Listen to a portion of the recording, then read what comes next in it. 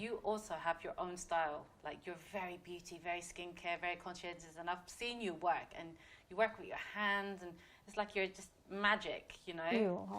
So, I mean, everyone knows you for this sort of glow and inner beauty. You but are do you think so any, kind.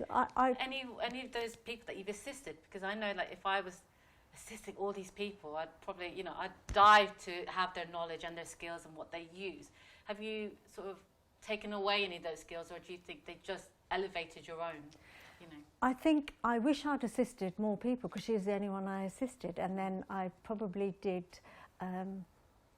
you know, when you sit here now and I can bring up a name, someone like Adam de Cruz, who I love, and he's assisted Pat, he's assisted Val, he's assisted other people of that ilk, and I'm just thinking, gosh, I wish I had, or been someone like Lisa Eldridge or Charlotte Tilbury that had the chance to assist Mary Greenwell. You know, I've been on a shoot with her. I've assisted her very basically, but already I had established myself. So I think I just innately had that. I pay attention to skin, and that's my kind of style, if you like. So that's where it's inherent in me. And then I've just evolved those skills, learning what you can, reading what you can, taking from those other artists. I'm not sort of as avant-garde as you are, you know, the things when we've been together and I look at what you do, my jaw drops. I'm like, how does that come in her head? And then she manifests it, she produces it, and she does it in like 3.5 minutes, you know, like I just sit there and I think, wow.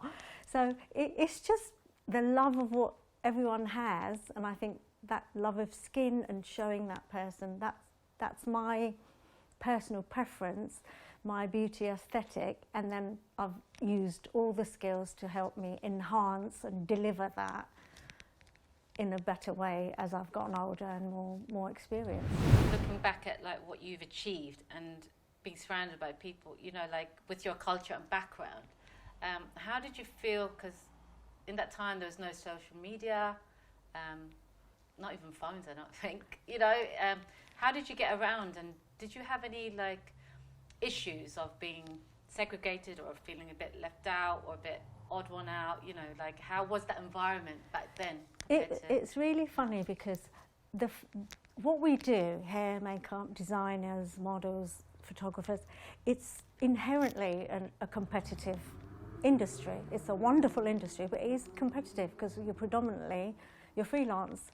You've not got a job that every single week I'm going to go and do this, I'm going to go do that. It's not like that. So whatever I faced is inherent in our business, that there is that aura of competition and there's no security. Within it, being an Asian at that time, you're right, there wasn't that many role models, not for me to see on TV or other makeup artists. Of that. There was one or two, you know, like models, the odd one, mixed race girls or bits and bobs like that, but not really.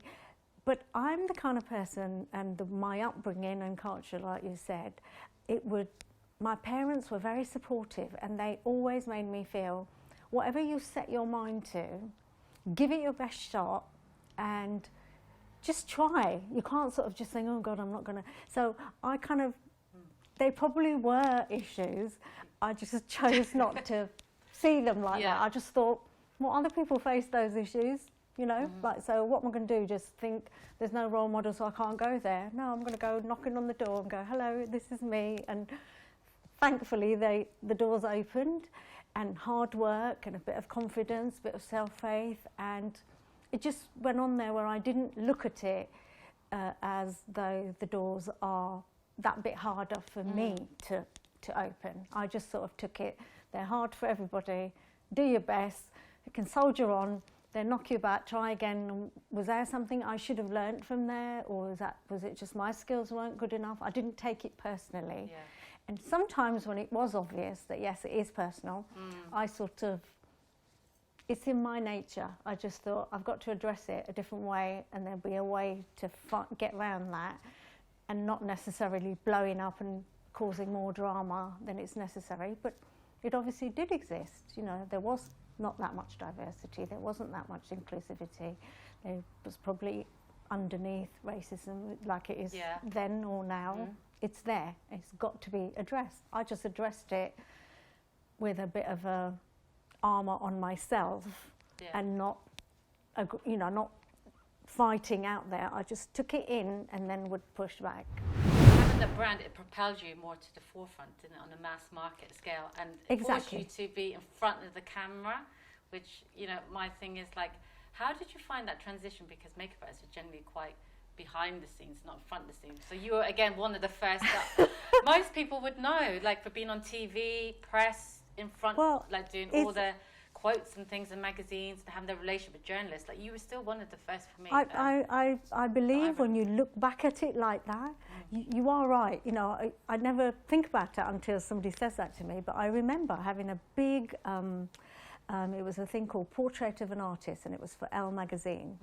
And they followed, it was like 6 pages of Elle, and they followed me around to, which is when I first met Millie. So it was in Harvey Nichols when Sheil Mora had first come. And then there was like a professional place like, what was it, Screen Face. And then like a box standard little dirty chemist somewhere. So they filmed all of these things, back of house, how you buy things, how you look. So even then, yes, now we are on the forefront of everything, and it wasn't even at the times when you did the shows where it was all about the models finishing off their mascara, doing their lip liner, from the head makeup artist finishing up. We weren't out there, Then the cameras went from the models to, oh, how is Guido or Eugene doing that bit of hair? How did Sam McKnight do that? And then the makeup artists that were there big. So slowly we came out of the background, but I must have been, none of it is thought out. I've been lucky, and I've been in that wave. And same with TV. Like, I didn't know. I went to do a job for clothes show, and they were asking, and it was about that time of Mac and Kevin O'Corn, the false eyelashes, very matte face, very matte, that sort of nude, spice lipstick and, false eyelashes, all that.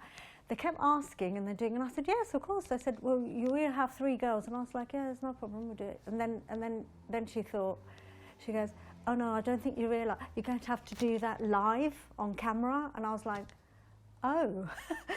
And they just threw you in there, and I learned to swim. Thank God I could swim, so I just took it on, okay, I'm out, just cheat it that way. Mustn't bend my head that way because they're just going to see the back of my head. All right, I'll just cheat it this way. So, and you had to speak. I found that I could do it. So I didn't even know that is a skill. That's another skill to actually doing your makeup. Yeah. And then I thought, wow, I better brush up some of those skills. Again, opportunities came, and I wasn't shy to grab them. Not like I'm going to be the best at everything, and I wasn't, but I brushed up my skills and did the best I could.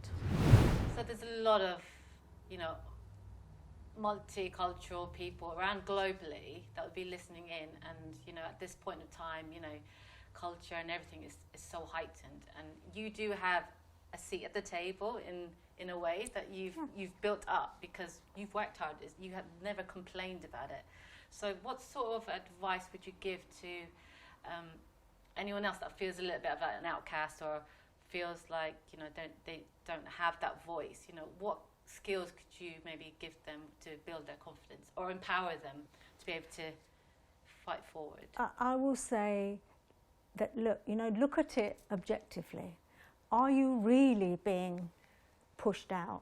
Or is it sometimes how we feel? You know how sometimes, even in a family, a big family, you get a moment where your parents do love you all equally, but you just feel, oh my God, it's always that one who's always getting the attention. Why? So I would always say, have the discipline to look at it so that you're not always dooming and glooming about it. Like, say, is this really something, and what could I do about it? So tackle it that way, so that you can say, yeah, man, they're treating me like an outsider. Why is that? Is that because of the way I dress? Is it how my attitude? Or what is it I could do? And if you could analyse it a little bit and then maybe address that. And then somewhere maybe that, you know what, they'd really have been unjust to you. Well, then wherever the doors are open, whether it's a social, whether it's a tweet, or whether it's an Instagram, whether it's legally taking up your stance, fight for yourself. Do it in a way that's not going to just be, I'm just making a lot of noise and punch up and cause even more of a mess. Think of what you could do that cannot do that in a nasty way. But you have to stand up for yourself.